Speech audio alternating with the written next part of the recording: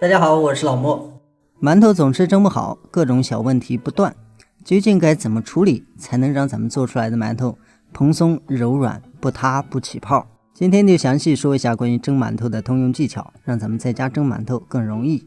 很多朋友蒸饅頭出了問題，第一個懷疑的是配方，是不是我配方不對，做出來就有問題？其實呢，配方只是基礎，只要你大致是正確的，基本是沒有問題。說咱們1斤麵粉放到3到5克的酵母，然後白糖放10到15克或者是20克都可以，這個呢影響不大。然後就是泡打粉，按正常量來放就可以了，包括其他的東西都沒有問題。唯一需要注意的就是酵母在冬天和夏天它的用量是不一樣的，氣溫越高放的量越少，氣溫越低越要加量。還有就是面比較少的時候咱們正常放，面比較多的时候一定要減半，主要是為了咱們後期在制作時不會因為慢而發酵起來，影響後期操作。因為好多朋友說自己做饅頭的時候這邊沒揉好，那邊發了，主要就是因為這個原因，氣溫、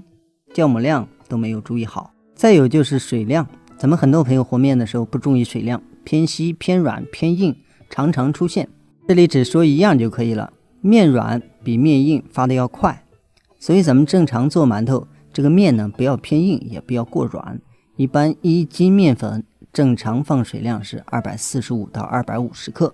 正常水量咱們做出來的饅頭呢形狀比較好，比較飽滿。再者就是咱們在揉面的時候一定要把水分揉匀，不要讓它出現窩水，有些地方太稀這種情況出現。前面要注意的地方基本就差不多了。再者就是發酵，如果咱們想1次成型直接就可以做，如果要2次發酵呢，咱們要把第1次的面包好進行發酵。發酵的狀態呢就是讓它比較飽滿比較大，裡面蜂窩比較勻就可以了。咱們今天直接進行1次發酵，然後呢咱們就可以直接把這個面團稍微放個15分鐘之後，咱們直接揉面就可以。因為稍微讓它鬆弛一下呢，這個面筋比較放鬆，咱們很快就能把表面揉光。大家可以看一下，咱們揉了没多長時間呢，表面都呈現這樣的情況。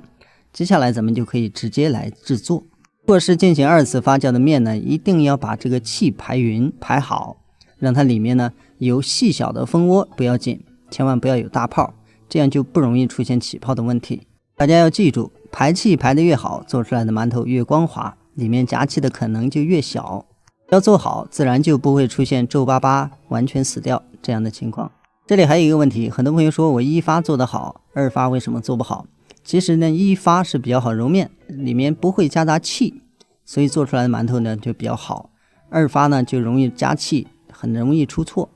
再一個問題就是發酵，發酵好的饅頭狀態，大家一定要認清，除了青暗能夠起伏，還有一個明顯的特點，咱們可以清晰的看到它們中間的夾縫變小，整個饅頭都變胖了。像這樣呢，咱們再青暗，它這個混彈力呢就比較好，這時候就可以蒸了。如果說咱們進行1發，一定不要發成這樣，稍微欠缺一點直接蒸。蒸好之後的饅頭呢，就不容易出現起泡、回縮，包括燙死這樣的情況，也不會出現塌呀這種問題。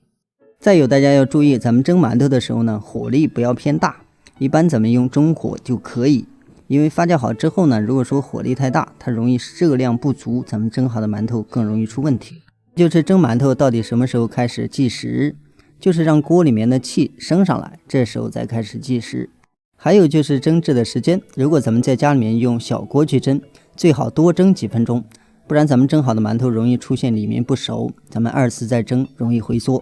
蒸饅頭基本上把咱們前面說的這些都注意到，在家裡面蒸饅頭一點問題都沒有，而且還特別簡單，特別輕鬆，基本上可以橫行無忌。好了，咱們今天的視頻就到這裡，咱們下期視頻再見。